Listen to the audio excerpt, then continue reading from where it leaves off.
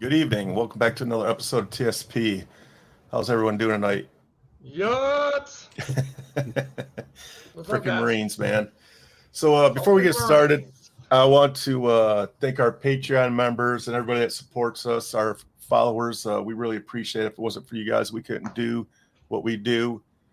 And also, we've been talking about giving away sporting event tickets to veterans and first responders. And I will be happy to say I have in my hands season tickets to the Detroit Lions. What? So if you're a veteran or a first responder and you're going to be in Detroit during football season, please let us know and we'll put your name in a hat.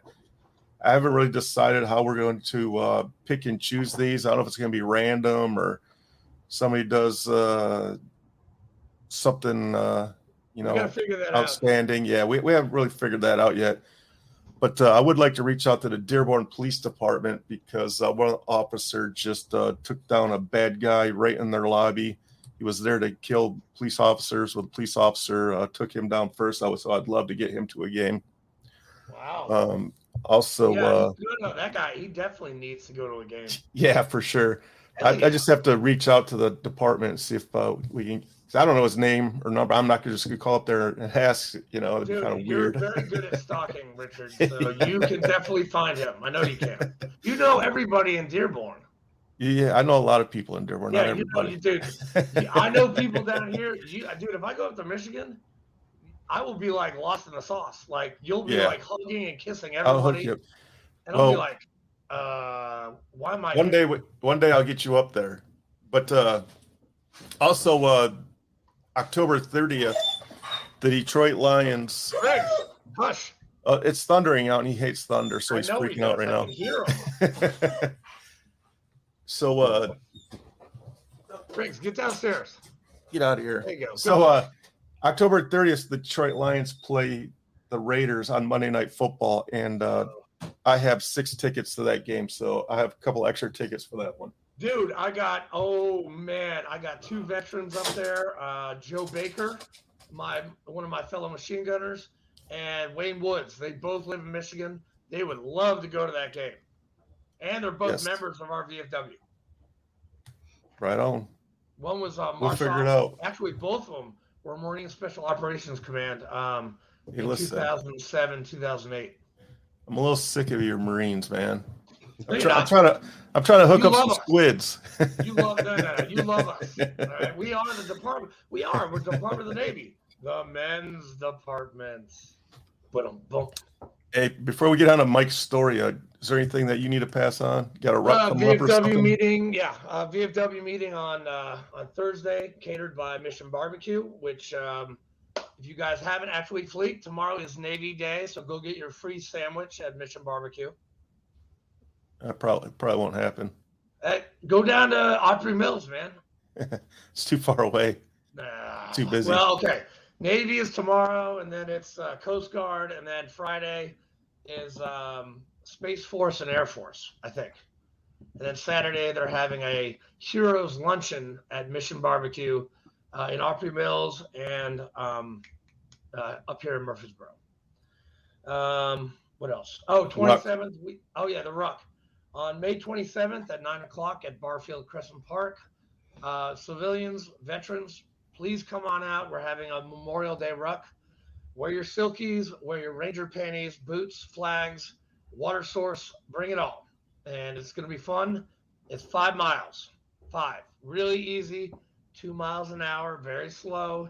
Anybody can do this. Bring your service animals. We're going to have libations. We're going to have a prayer. We're going to have a West Point grad talking to us. It's going to be a lot of fun. So, bring your silkies. I want to see them. I want to see those legs. So that was at 0900? 0900, and it's 5 miles. It'll take us like 2 hours tops, okay? If you can't do that, then what kind of veteran are you? I mean, come on. Lazy one. Lazy. Or you could be LAR, lazy ass recon, and get in the car and never mind. Just kidding. I like the LAR guys. Steven, please don't hate me for saying that. Brian Roberts, hey, I love recon. You guys are awesome. Are you done flapping? Yeah, that's it. That's it for me. All right. Our guest tonight is comes from a recommendation from my cousin Jessica, who is from Michigan, but who Thanks, Jessica. lives north of Chicago. Chicago. So, Mike, how you doing, buddy? I'm doing great. Thanks for having me on. I appreciate the What's up, opportunity Mike? to be able to talk to you guys. Heck yeah, we're excited about it. So, would you like to introduce yourself to our guests? Who are you, Mike? Tell us a little bit about yourself. So I'm in Arizona now, but I'm originally from like Northern Illinois area, and how I met Jessica was through a long, lifelong friend of mine that I've known since second grade, and he ended up marrying Jessica, and just through some conversation, she told me about this podcast that you guys are doing, and just coincidentally, we're trying to start a nonprofit, and just want to get the word out there and talk about what we're wanting to do. And basically I was in the military for about 21 years. Hoorah. Oh, that's all. That's all. Well, 17 and it was more in the years guard than on top me. of it, so. Where'd you tell us your story? Like, where'd you go to high school, and then you went right to the third best military branch ever, right? That's There we the go. Army. Yeah. Because first was the Navy. Sorry, Well- Mike, I had to say it, man. First is the Navy, second is the Marine Corps, third is the Army. So, tell us why. Why'd you join the Army? Yeah, honestly, going through high school, you see all the recruiters in the hallways and stuff like that, and I had absolutely zero interest. I wouldn't even go talk to them, wouldn't look at them, none of that stuff. Just had zero interest. I would just say I was a normal, patriotic American, but just didn't have the ambition to join the military. And out of high school, I ended up getting a automotive degree, almost just because I really didn't know anything else that I wanted to do. So I went and did that and found out that wasn't what I wanted to do for the rest of my life. And I was literally like driving through a town in Northern Illinois called Woodstock. And there was a sign on like some window basically that said free college. And I was like, this is a great opportunity because I hate my career choice. I've already kind of went through that school piece of it. I got to figure out a way to pay for college this second go around, because my parents had paid for a good portion of that automotive school. And so I literally just flipped around, went into the parking lot, walked into the building, a recruiter's wet dream, and was just basically like, where do I sign? How do I get free college? And literally talked to nobody about this. I just drove in there and began, filling out the paperwork with the recruiter, and didn't even have a clue as to, all the jobs in the Army and things like that. And to be clear, it was the Army National Guard. And quite honestly, I just didn't even realize at the time what the difference was between the Guard and the reserves and the active Army component and so on. And so I just went through the normal recruiting process, and at some point, I had to tell my parents what I was doing. I think I was 20 or 21 at the time. So I'd already been out of college or high school for a few years, and ended up joining the infantry. Went to Fort Benning for my basic training. Good stuff. I had a blast. I had so much fun at basic training, and truly made the best of it. Had a great time, and left there and went back to community college and did a couple years there. And at that point, it was time in my life to transition to a university. And so I went to Northern Illinois University, and I was there for probably, I don't know, maybe a semester or whatever. And I was like, I got to figure this out, because I felt like and it was just like this probably anywhere, but there's a good old boy network, and like I wasn't getting promoted, and I felt like I was squared away and did all the stuff that I was supposed to do, and I was like getting nowhere. And I was like, I got to start controlling my own destiny. And so I went over to ROTC, and I was like, where do I sign? So joined ROTC. I probably had at that point, God, I want to say I probably had 5 years in, and I was only an E4,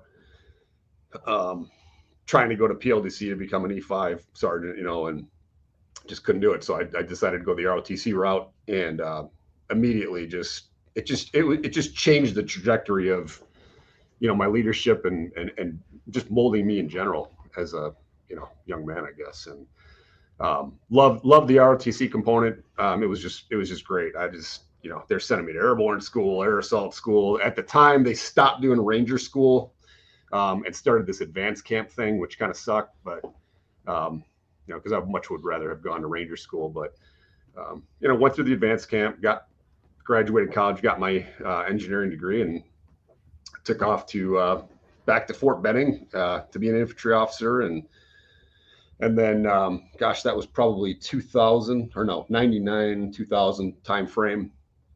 And finished my infantry officer basic course. That's what they called it back then, IOBC.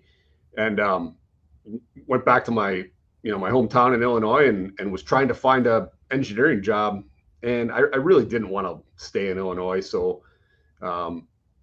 during during college, I had gone to Arizona on spring break as well as Colorado. And I was just like, I got to end up in the West somewhere. I just wanted to get out of there and do something different, and tried applying all over the place out there. And basically at some point somebody said to me, hey, look, you're not going to get a job. Just pack your stuff up and leave and just move out here and you'll find a job. And for whatever reason, being naive and fearless, I just packed my stuff up in a 15-foot moving van, and my dad and I moved me across the country and got out there and found an engineering job within a month. So that was like 2000. About a year later, it was a week before 9/11. I got engaged. 9/11 hit. I had orders to go overseas the following week. And so we just decided, like, screw this. Like, we're just going to go to the justice of the peace and get married. We'll deal with this when I come back. And if for some reason I don't make it back, at least you've got whatever life insurance and stuff of mine to keep, because yeah, exactly. At that point, we were already engaged. So it wasn't like it was a rash decision that we decided to get married. We were engaged the week before. It was just it just happened so fast. And then found myself downrange and sitting on the border of Kuwait and Iraq, and I should say horrible. It was just a very boring deployment. We sat there on a Air Force base guarding a Patriot missile site and providing force security for some of the Air Force out there, and found out how the Air Force live. That's for sure. Air Force. Yeah. Margaritas and an air conditioner. Literally steak and lobster every Thursday night. Not that it was great quality, but the fact that they were doing bastards. It, and they turned a gosh, what the heck was it? It wasn't a fuel blizzard. What am I thinking of? I don't know. They basically created a swimming pool in the desert with. I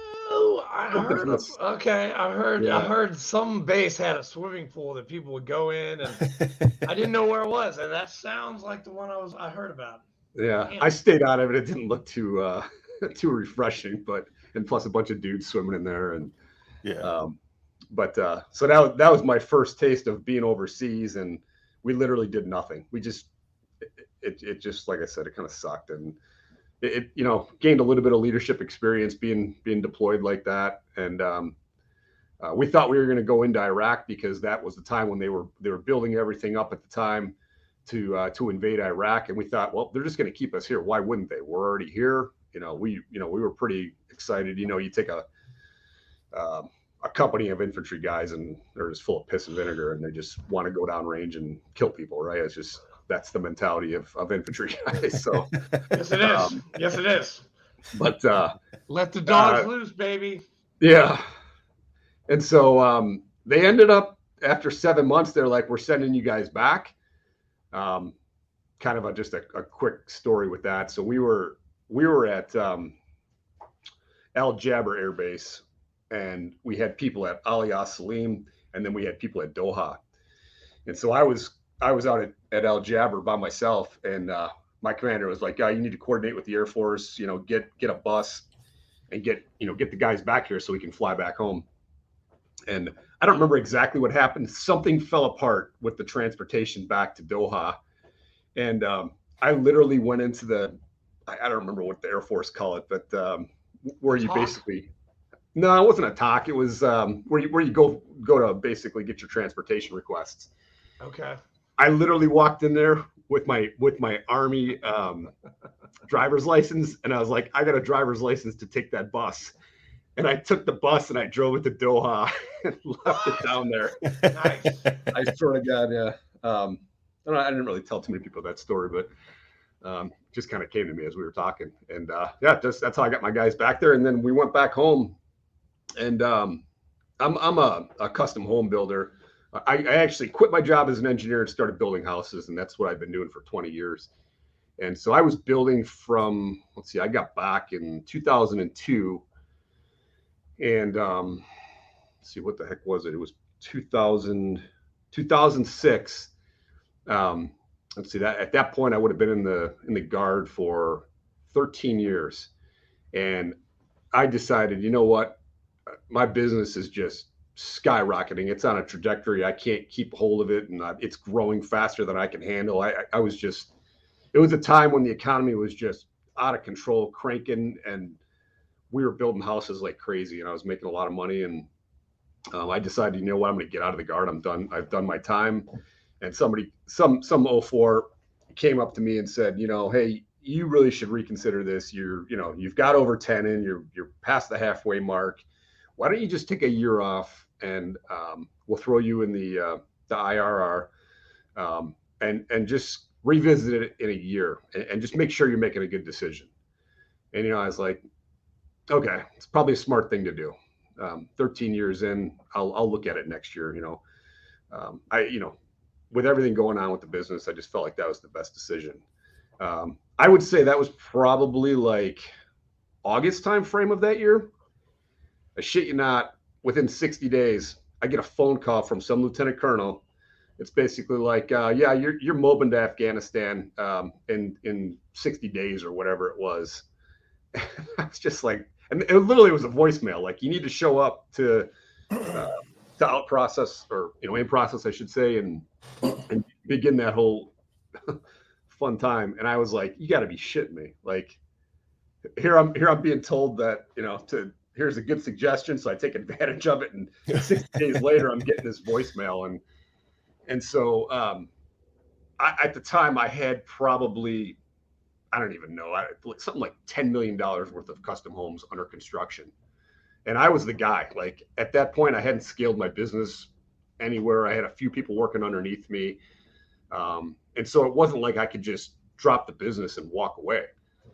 And so it was a real gut check and a real challenging time for me to try to navigate through that, because I was like, I didn't want to come across like I was trying to get out of something that I signed up for, that I believed in, and really over those years became extremely patriotic and all that. And yet I've got a business that I'm responsible, literally personally responsible for over $10 million in construction, and I'm just going to turn around and walk away. And so it was just a bumpy road. And I actually had gone to JAG, and I was like, I got these contracts. Like, people are going to sue me if I turn around and walk away. Like, what do you guys expect me to do here?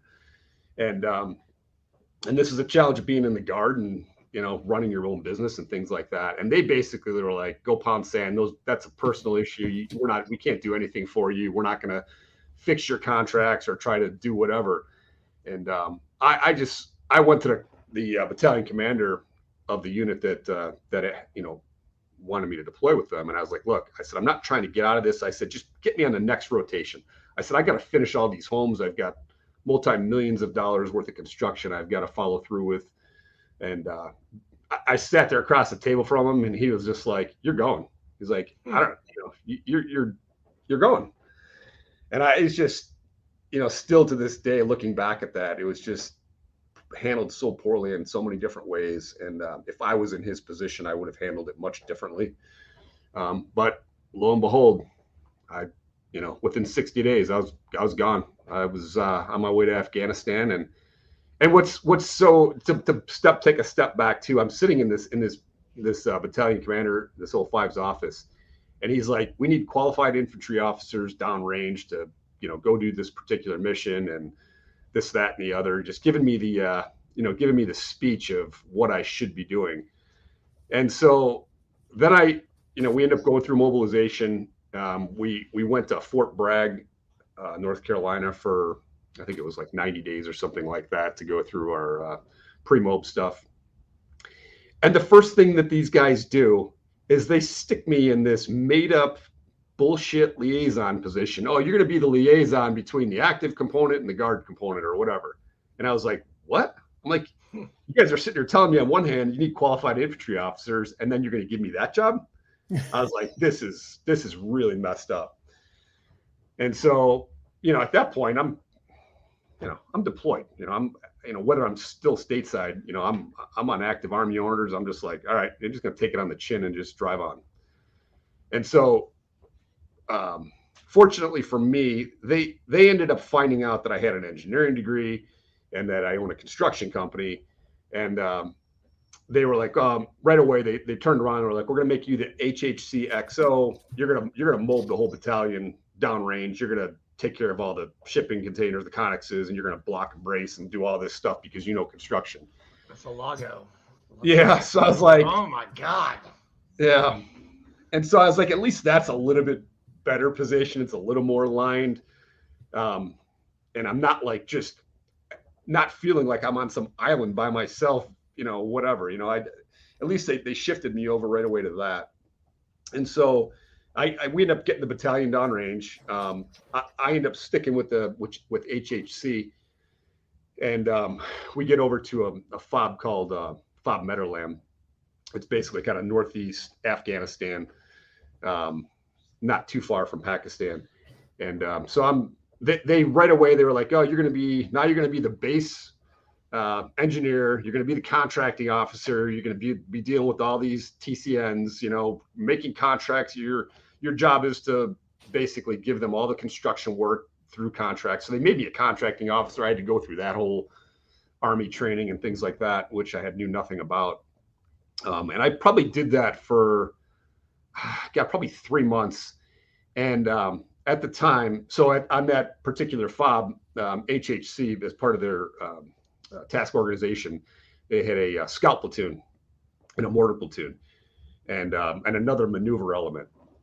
And so there was the scout platoon leader. He was a first lieutenant at the time, and I was a captain. So here I am, an XO, which is a first lieutenant's job essentially, and I'm a captain. I'd been a captain for probably 3 or 4 years at the time. So I'm just like taking it on the chin, just dealing with it, right? I'm going to do my job, and I'm going to do it the best I can. And so the scout platoon leader's this first lieutenant, and just not following the rules. I'm going to go out there and we're going to kick doors in. We're going to, take control of the enemy, and we're going to fight this way, and not the hearts and minds side. And so he got reprimanded a couple times, and then all of a sudden they fired him. And so I'm sitting in some battalion meeting, and they were like, yep. So this lieutenant got fired. We need somebody to step into his position and take over. And I was like, I'm like, send me. Like, I want off this FOB. This is driving me absolutely batshit crazy. And so after about 3 months, battalion commander, I cannot believe, after the conversations I had before mobilizing, that he actually put me in that position and let me go. And then the rest of the deployment, it was a little bit of a challenge because the platoon itself had really grown through the training that they had done at Bragg. They were together as a platoon, a lot of them before that, even before the mobilization. And then they're in theater, already building cohesiveness and the camaraderie, because the typical things that happen in a combat zone. These guys are actively engaged with the enemy multiple times a week, and so that just builds that band of brothers. And so I was old enough to know, hey, just don't go in and start changing stuff. Just roll with it. Let's just learn the personalities, learn the leadership there. And it didn't take me too long, and I fit in just fine. And finished off the deployment. I did whatever it was, another 9 months with them. And it was probably the best life experience I could have ever had. I'm still to this day friends and keep in touch with a lot of those guys in the platoon, and I'll segue at some point into, what I'm doing with my nonprofit and things like that. But just an absolute wonderful experience. And then I came back, and they ended up pushing me over to company command just for a short period so that I could move on to a S3 position in an engineer battalion. But they stuck me in as a sapper company commander, which is basically, Nice. It's like an infantry officer for engineers. And so, I had a blast doing that. No pun intended, but Did they send you to sapper school? they did not. Okay. So Sorry, unfortunately, I didn't mean to interrupt. Just wanted to ask. yeah, no, it was something that I was hoping to do. And they had me on a fast track to basically get it was really just to get my command under my belt so that I could move up to battalion S3. And at that time I had 18 years in, I think, something like that. And finished off my last couple of years as battalion S3 and then decided to retire. And so that was S3. That's logistics right there. No, wait, no. That's Operations. Training. Operations training. Yeah. That's right. So when you left, who ran your company? So I had the two guys and my wife. My wife was the glue that held the whole thing together. And not to go too far down in the weeds, but my wife has a pacemaker, and the stress that she had to deal with when I left was unbelievable. I actually had gotten a Red Cross message when I was over there from her.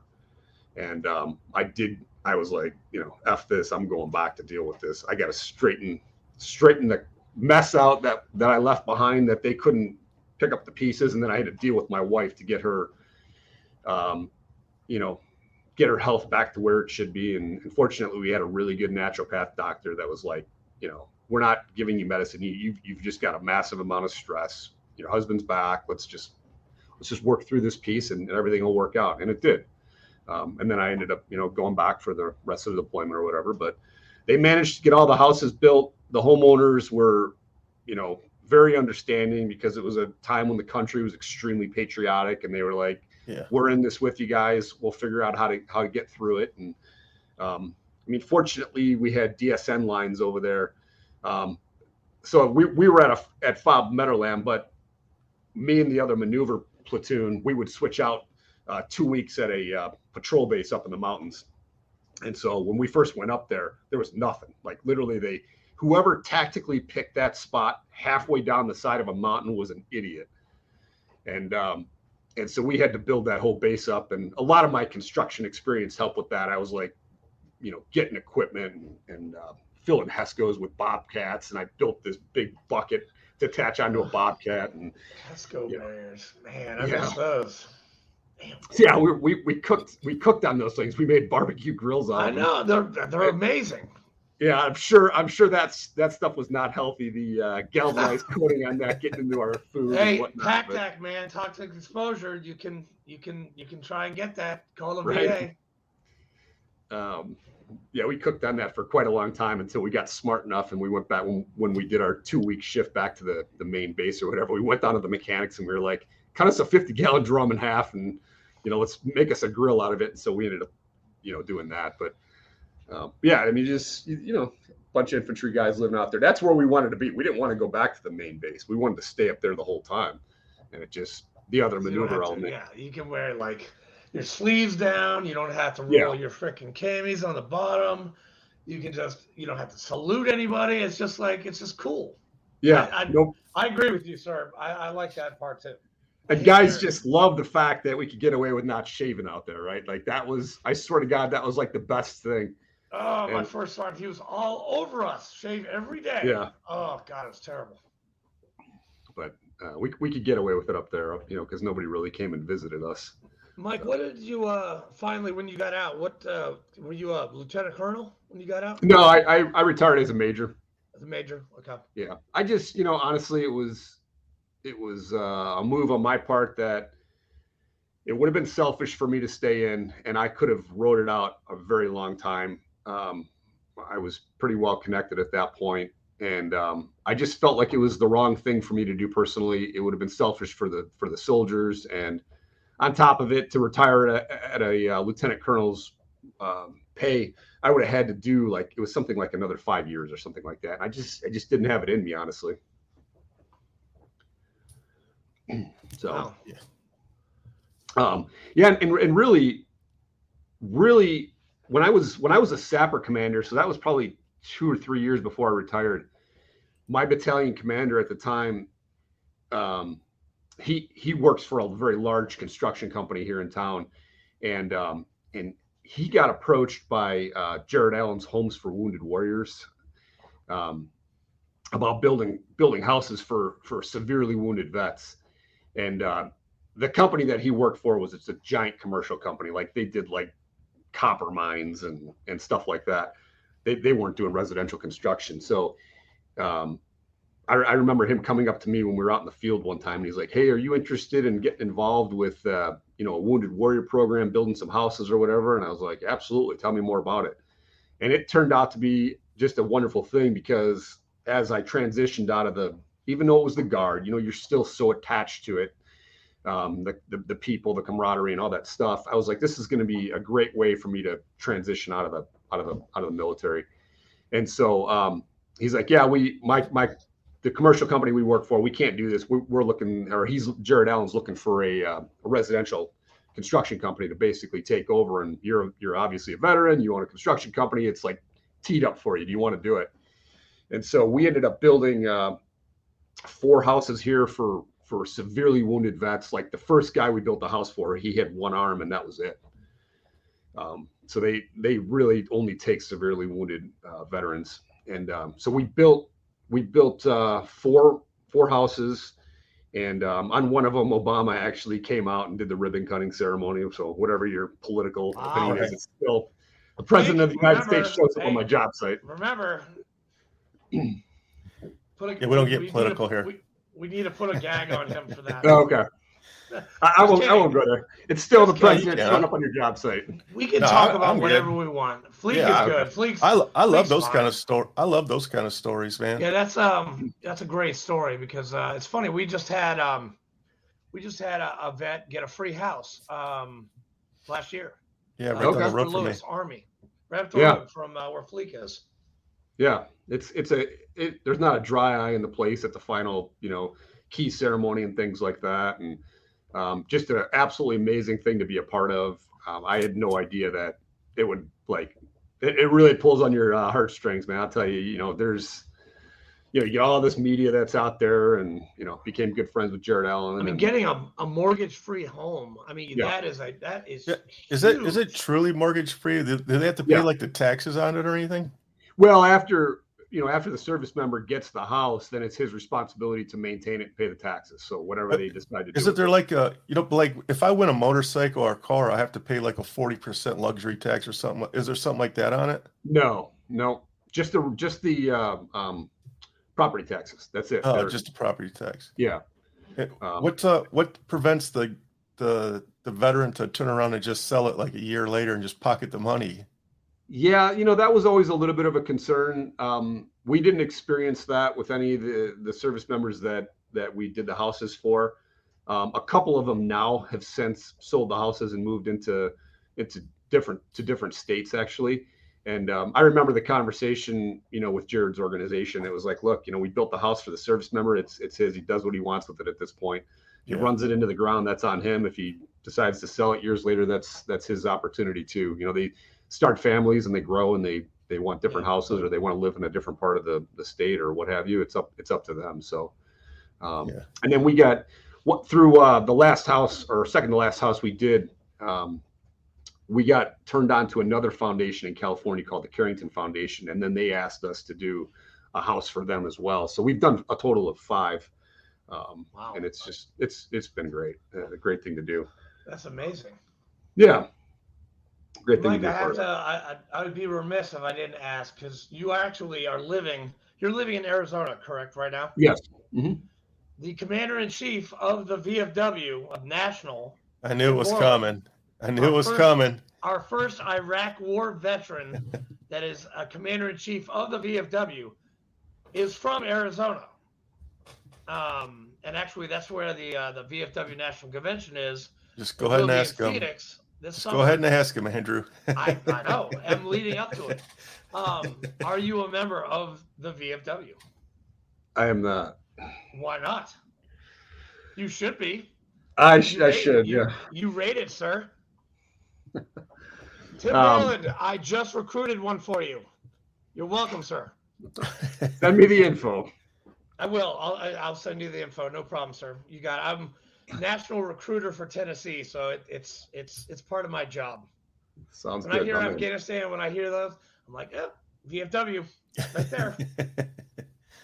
Yeah, I would. Yeah, you'd be great. You'd give that VFW. Now, where in Phoenix? Do you live in Phoenix or? No, I'm over in Scottsdale.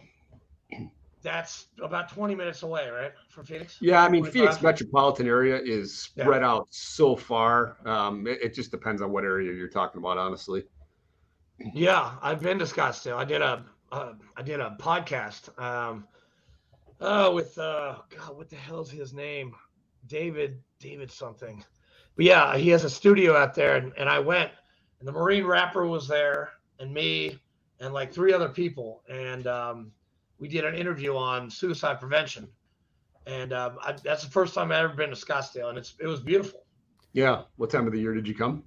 Yeah. I think it was March or April. Yeah, that's a great time of year. Yeah. So how do you build a house in the summertime in Arizona? Yeah, well, I was just about to get to that too.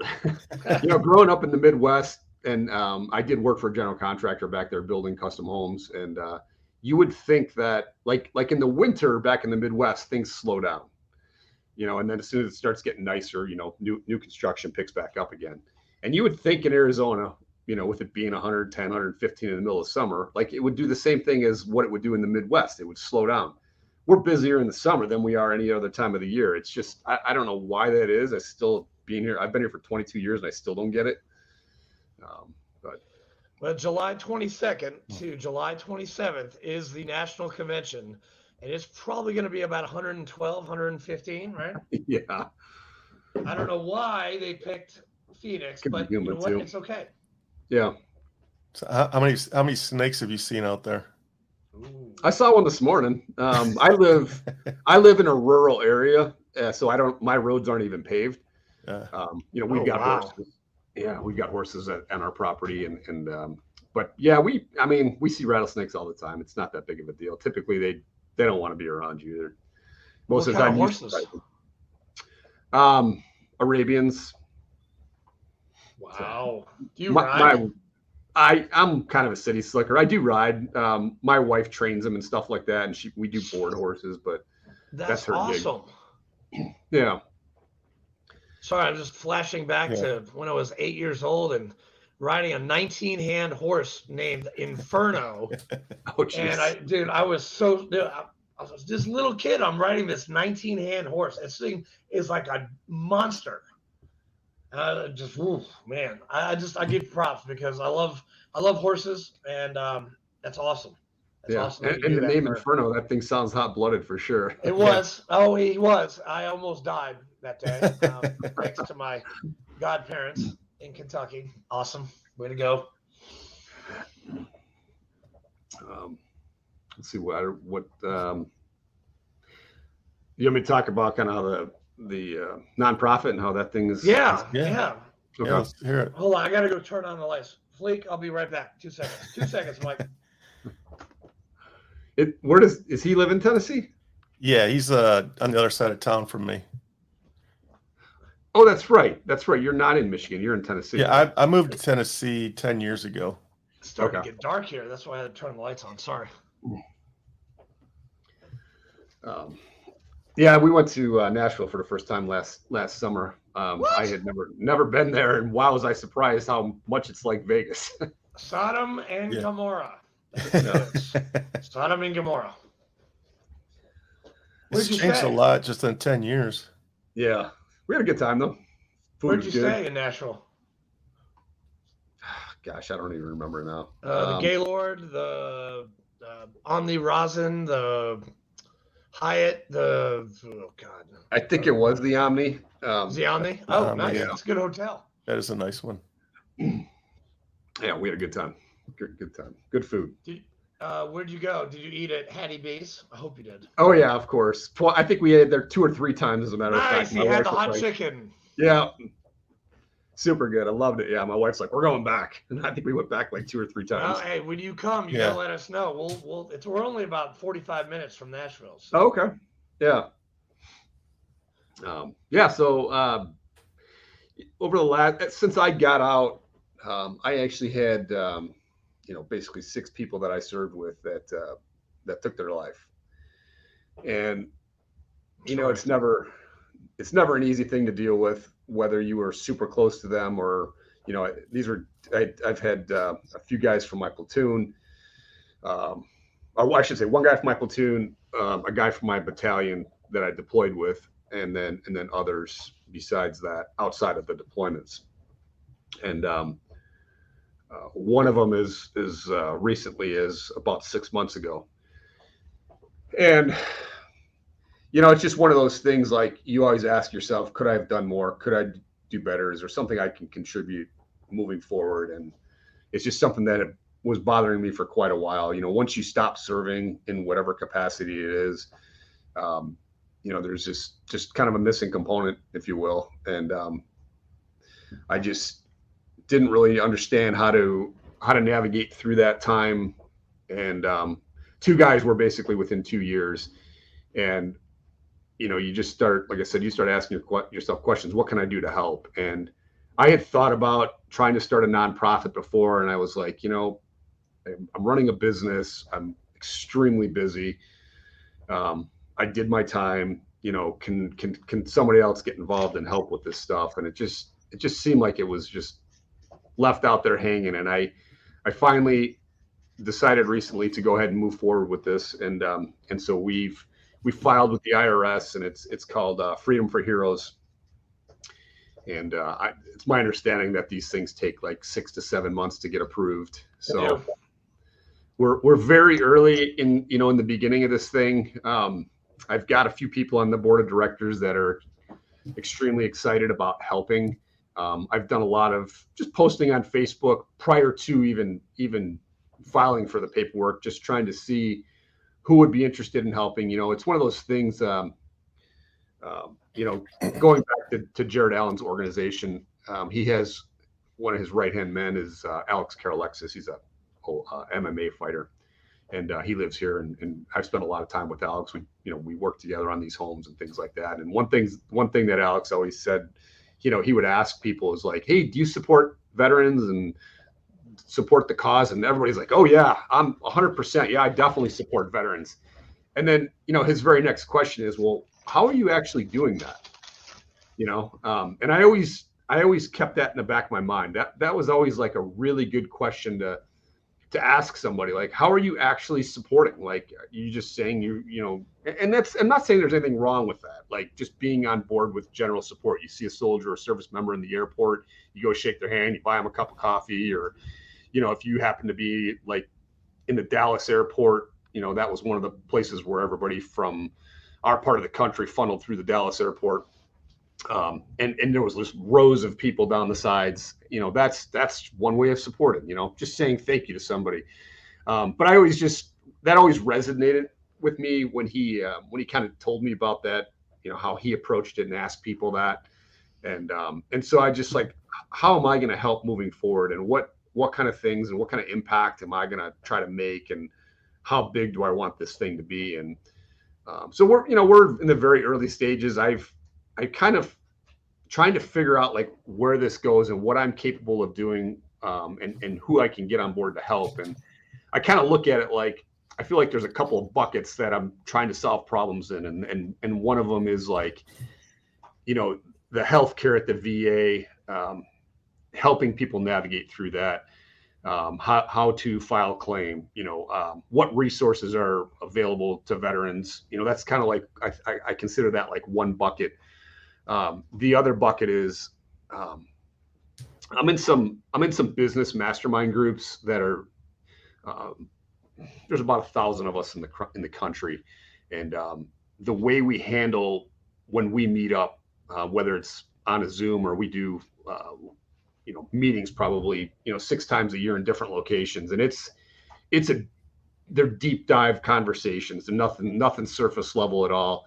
These are business owners that are extremely wealthy, and I always enjoyed the conversations that I had with these guys and how they handle, like, they've got pillars that are part of that organization, and these guys truly live by this stuff, and they're very giving. And so I was like, that could be a great approach to how maybe I can take that same model and apply it towards service members from a perspective of how do we change the life for them in just general everyday living.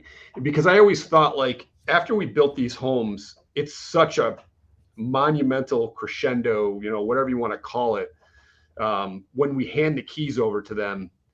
And then I always thought to myself, now these guys are fighting their demons inside that home now. The sort of the heydays over of all that build up of we're building them a house, we're handing them the keys, and now what? And that always kind of bothered me. And I had heard the different struggles that some of these particular service members went through after we gave them the house, or Jared gave them the house, and it's tough to hear stories like, now these guys are struggling. Here they've been handed a house, but yet they're still fighting these demons, whatever they are. And how do we help them live as much of a normal life as we possibly can? So does that mean, counseling, therapy, whatever you want to call it, whatever name you want to assign to it? Is that a piece of it? Is it, do we need to give them a new sense of wealth and purpose and living a fulfilled day, because they've got a mission every day now, and that mission is hey, I've got myself a new career, and I'm gonna do this. Or maybe they don't. Maybe they're so lost they don't have a career, and maybe that's something that we help them with too. So I'm just unclear right now where this goes, but I would say that's creating some sort of annual retreat where where we have involvement, where we can dive deep in conversations, and maybe we've got people that are wanting to hire veterans. Maybe that's part of the retreat. Maybe that's a couple hours where these guys go do interviews. Maybe it's dealing, how to navigate through the VA system for filing a claim as part of that. Obviously, some fun element to that as well. So I feel like that's one thing that I definitely want to do once a year is create some sort of retreat like this, where we're truly helping them make an impact on their long-term living. And that's kind of what my goal is. And then I kind of have a third bucket, and I heard on one of your other podcasts, you guys are doing this too. I'm a big outdoorsman. Fishing's probably my favorite thing to do. And so trying to create, like, maybe once a quarter, it's, hey, we're going to take a bunch of guys fishing, or we're going to take a bunch of guys hunting or camping. And that's going to be like the really fun part of it. But even though there's a fun aspect to it, I still want to be able to have deeper conversations with these guys and try to dive deep and figure out what's ailing and what's hurting them and how we can help. So yeah, for sure. It's kind of it. That's part of like you can talk to. Yeah, we've got a couple guys you can talk to. Gene Campbell, True Patriot Outfitters, Gunny from Primal Outfitters Inc. That's the one I heard. Yeah, that's the podcast I heard. Yeah, he was a great guy. Hey, we just we're gonna have our post on the side of his boat, by the way. Oh, cool. So that's kind of how I started my nonprofit. So back in the 70s, a guy was in San Francisco and he left his house. He left a note for his family, and the note simply said, "Hey, if anybody stops and smiles at me before I get to the bridge, I won't jump." So his goal was to walk to the bridge, the Golden Gate Bridge. If nobody smiled at him, he was just going to simply jump. Well, he jumped and he killed himself, and all it would have taken was one person smiling at him. It's the small things like that. And so when the big rally cry for 22 veterans kill themselves every single day, well, the VA just did a study, and it's more like double that. It's more like 44 veterans that are killing themselves every single day, which is like 2 an hour basically. So I came up with the idea because I love sports. I love outdoor. I love fishing too. Fishing is one of my favorite things to do, but I just don't have the means to take people fishing. But I do have. I do love going to sporting Or events. a boat. So that's. You don't have a boat. I used to have a boat when I lived in Michigan. If you live in Michigan, you have to have a boat. I guess that's a precursor for Michigan. So I figured Michiganders. Not only am I going to send people to a sporting event, but I'm going to send them with a mentor so they can go and talk to them, have a deep dive in, like, hey, how's it going? It's more about, the conversation and get back. Hey, how can we help you out? Stuff like that. And it does go back to like, we might not know these people that are committing suicide, but it still hurts. Every single one of their lives means something, even though we don't know them. Hell, when the Russian aircraft carrier caught on fire and a bunch of Russian sailors died, I was hurt over that. Yeah. These guys have moms and dads and girlfriends and wives too, even though they're the enemy. Right. But hey, that could have been me. I was on an aircraft carrier, Yeah. There wasn't a time of war at the time. They just perished for no damn good reason. Yeah. And Mike, there's what your idea for Freedom for Heroes, great, because the more opportunities we can give to these veterans or EMTs or LEOs or firefighters or whoever, the more they can pick, the more choices they have. Like you guys, he founded this Minutes Wisely, this nonprofit to send veterans with a mentor to sporting events. I was lucky. One of our former members on this show, Jake Clark, Save a Warrior. If you get to listen to that, he founded something that's been saving veterans since 2012. And he does CBR, CBT, EMDR, meditation, ACA, AA, equine therapy, ropes course. And it's all combined into 72 hours. It's the Warrior Detox program. And I mean, and I was able to go to it. And I've been off meds for like 3 years. It totally changed my life. And like Fleek and you are doing these things that will change the lives of our veterans. I hope so. We can't change all of them, but we can change one person. Yeah, if we can change one person, man. And then we keep on doing one person at a time. Yeah. And and we've got a lot of people that you can talk to help you out with nonprofits. I mean, cool. Fleek and I, we started the VFW here in town, with 26 people. We got 301 as of today. Oh, wow. 2 years ago we started. 2 years ago. Awesome. I mean, I had to go around on Memorial Day, and I had to get the signatures from all of our transfers that live in Murfreesboro and get it back to the state. That's what I did on Memorial Day 2 years ago. That was weird. That was very awkward. I'm like, hello, can I get your signature, please? I mean, but you've got to do it. Acta non verba, action, not words. Yeah. And I think you're doing a great thing, and I've loved hearing your story. You're great, Mike. Thank you. Thank you very much. Yeah, and if you do get something going, let us know. We'll come out and do a live podcast from your gigs. Yeah, you come stay at my house. Hell yeah! If you want support, you're talking to the commander of a VFW and a past commander. Sorry, over here. Wait, yeah, this guy over here, the past commander. I mean, we'll definitely help you out. Yeah, cool. Yeah, we love helping out. And when you come to Nashville again, you can stay at either his house, or my house. Very cool. Yeah, for sure. Yeah, I knew I was doing the right thing, because when I filed my paperwork to the IRS, and it does take months, I got my final letter of approval on the anniversary of my mom's passing, 25 years. I got it on that date. Crazy. So yeah, I was like, dude, I knew it. Thank you, Mom. Yeah. Well, that's great. Yeah. Good stuff. Yeah, I'm super excited. What time is it over there in Phoenix? Are you guys 2 hours behind? It's just about 6 right now. Yeah, 2 hours. 2 hours. Okay. Yeah. Damn. But Heck Well, Yeah, I'm super excited. I don't know what I don't know yet, and I'm just he just said it. He doesn't know what he doesn't know. Jay Clark, you heard it. He said it. He said it, because that's one of the big things when you're talking to people. You don't know what they're going through. You don't know what you don't know, so you can't make assumptions.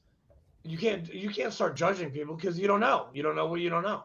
Yeah, just And Jake would be very proud. He would be very proud of trying you. to. And he's a fellow Army officer, just like yourself, sir. Oh, is it cool?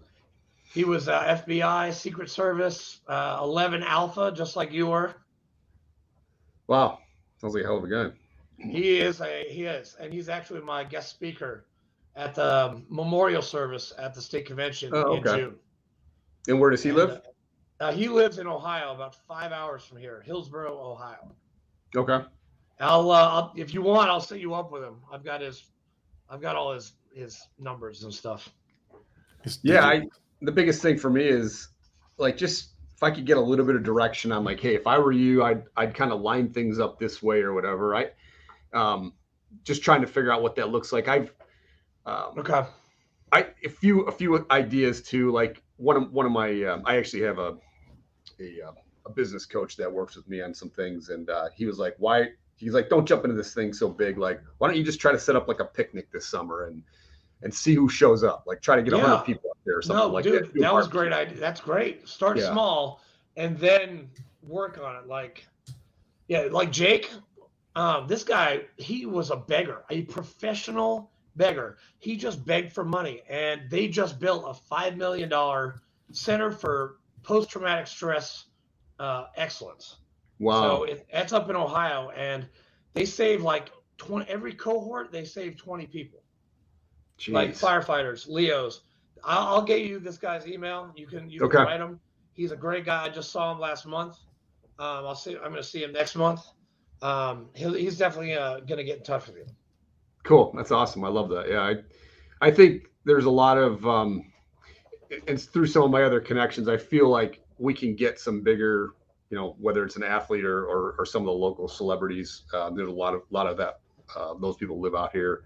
Yeah. I feel like once I get the organization actually established and approved by the IRS, if it takes 6 months to do that, I'm going to, in the meantime, obviously try to create, what the mission is and what the vision is and all those things.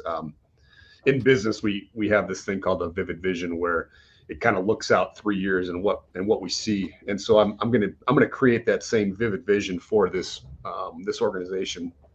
And that's awesome. Yeah, really excited. And me and Fleek, we've got a lot of people that can definitely help you out. Between the two of us, oh my God, forget about it. You'll have that stuff done in like a month. Very good. Yeah, I'm just, like I said, I don't know what I don't know, and I'm not gonna enter into this alone. I'm gonna try to gather as much people that want to help. I've had such an outpouring of people that say, whatever it is, I will help. So, all right, well, let's show up at the park and let's start cooking, slinging some chow in the park, hamburgers, hot dogs, just something simple and right. Get it going that way. And we'll see where it goes. Yeah. That's a great idea. I think eventually, if we can grow the thing big enough, I'd really like to do the same thing that Jared Allen did and build a house for somebody and turn the keys over to them. I think that would be a big long-term, big, hairy, audacious goal type thing, That is so cool. That is something really good. That's very philanthropic of you. Yeah. So.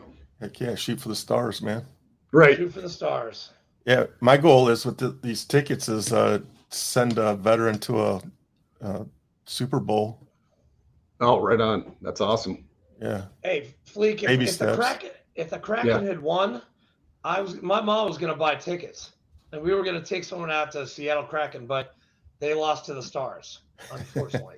Well, let's go to Dallas.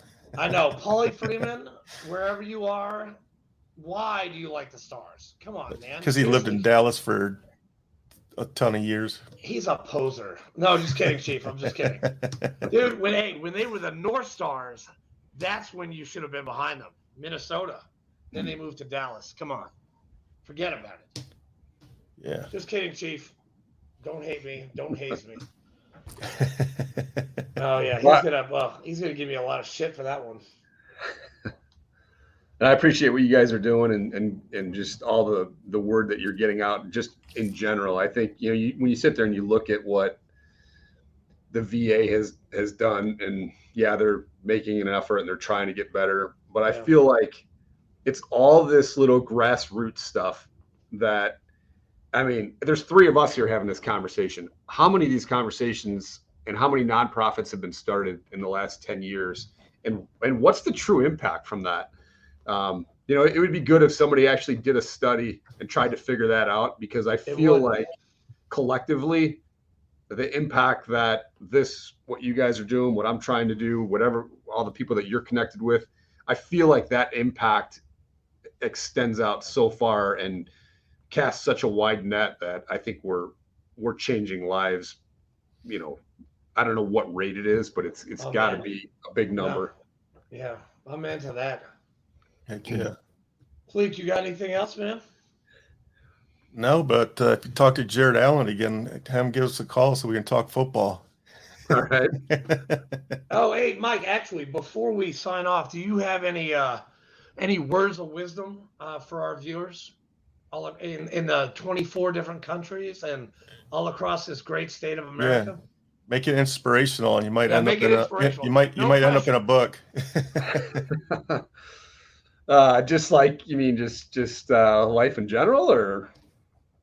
Yeah, just anything that you want to tell our vets or our listeners, some good advice that you've acquired over 21 years of military service, and any life experiences. Like, what would you pass on to them? I grew up a pretty hard-headed, stubborn person, and it's taken me a while to kind of pierce that armor. And we all do carry some sort of armor, that we're wearing. And I think a lot of things that I've learned over the last few years, and maybe it's because I'm a little bit older, being trustworthy of people regardless of what's going on in the world, being vulnerable, being transparent with people, and being truly authentic. I think just it carries so much weight in general with people. And I think, consistency is the key to whatever it is that you do. I feel like whether that's consistency at work, consistency with your relationship with your spouse.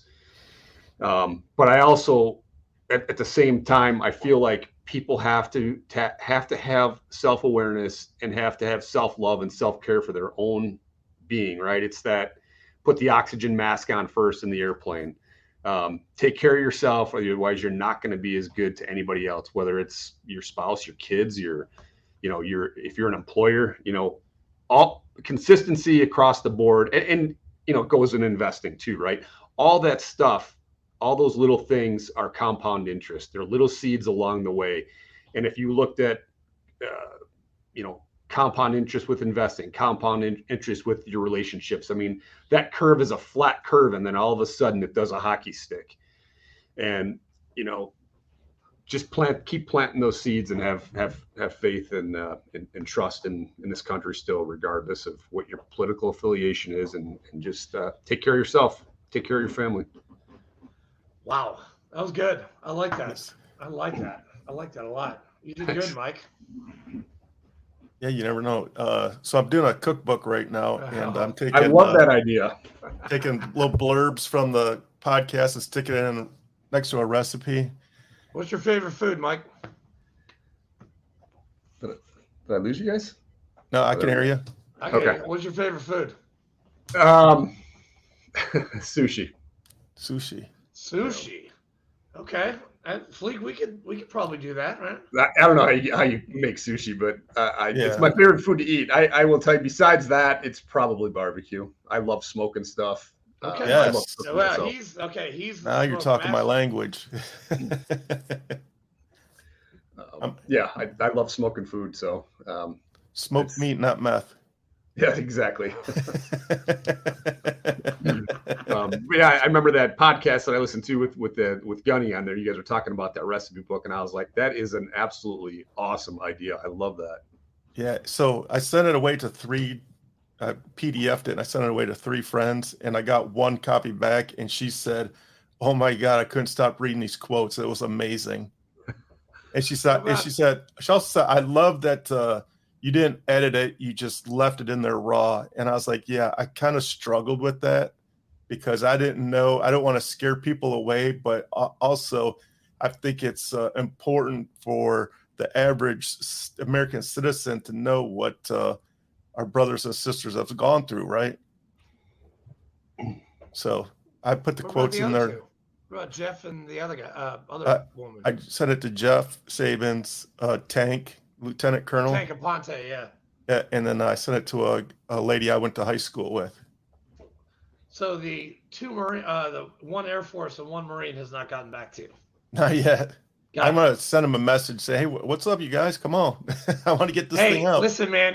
I just saw on Facebook he was at the Country Kitchen or whatever, Cracker Barrel with his Jeff. yeah, with his family today. Yeah, So I he knew. had time.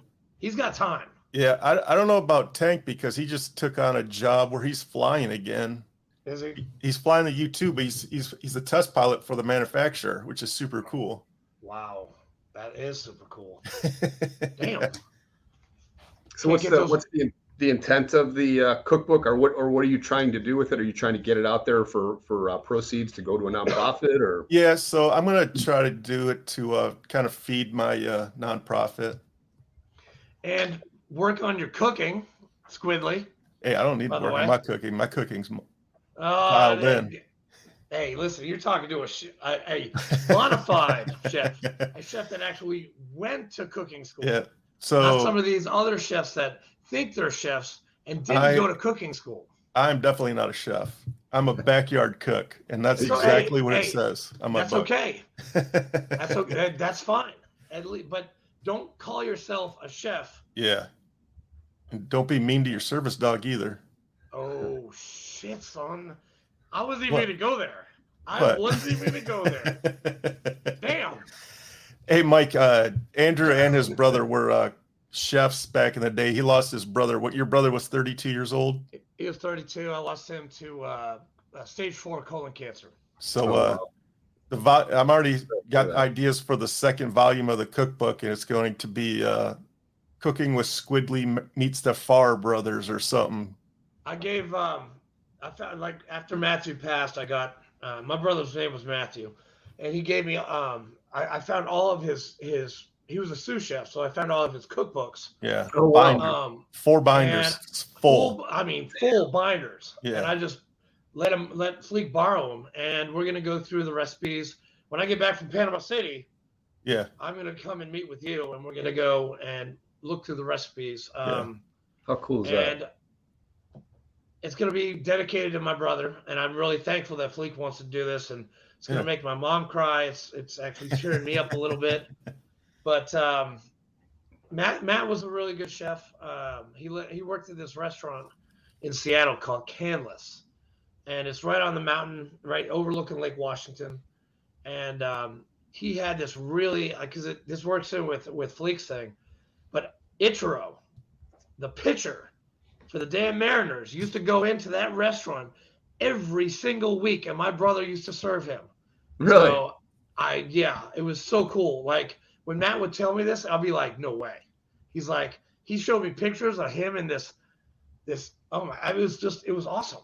And just what Fleek's doing for him is and my family that's pretty fucking cool. That's a good legacy right there too. That's something that, I mean, you're going to spread that out to so many people, and you'll indirectly touch so many people. Yeah. Love you, Fleek. Thank you, Fleek. Right on, buddy. All right, we're just past an hour now. Hour and 10. All right. Well, good. Hey, Mike, good job. Thank you so much for coming on. Yeah, thanks for the opportunity, guys. Appreciate it. Yeah, always. TSP, the Scuttlebutt. We love your story, and Fleek, take us out, man. Yeah, thanks to Jessica for introducing us, man. As a matter of fact, I got a cool story. So our grandfather was a a combat veteran in the Army in World War II. So my love is really, I love the United States Navy. Yeah. I love the Navy about as much as Andrew loves the Marine Corps. Arr. I do not. I have a bunch of tattoos, but I have 0 Navy tattoos. But I have 1 Army tattoo out of respect for my grandfather. It's Old Hickory 30th Division. Oh wow. Yeah. So out of respect for him, I don't have any Navy tattoos, even though I sailed 4 I continents. think you when I was need to 19 get some years Navy old. tattoos right now, man. I really do.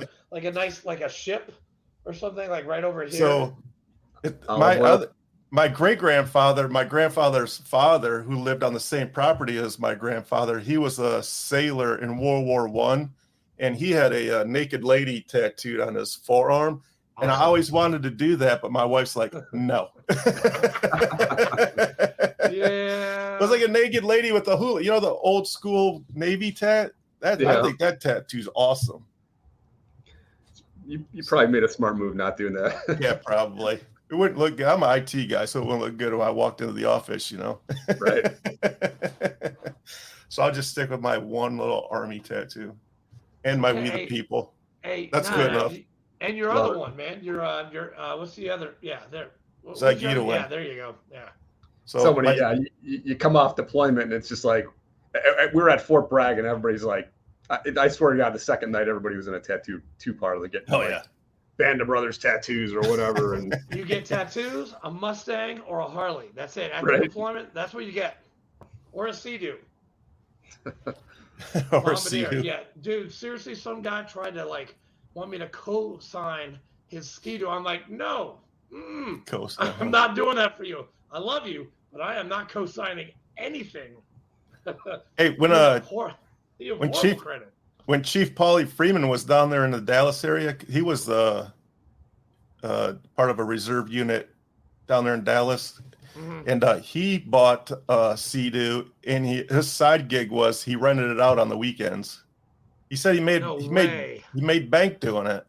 Dude, that's really funny that you mentioned that, because that's who I'm going diving with, is the Pirate of Nashville, who rents out Sea-Doos in Nashville. That's really funny that you just mentioned that, because I got to pick him up on Friday, and we're going to be in Panama City by at least 3 or 4 o'clock. Yeah, right on. Crazy. Wow. Small world. All right. Well, hey, Mike, hang on a second. I want to make sure your post uploads here. So thanks a lot for tuning in, everybody. Thanks a lot, Mike. Thanks, Andrew. guys. Thank you guys. Mike. Thanks, Sleek. Yeah, thanks for what you're doing too. Yes, Appreciate sir. it.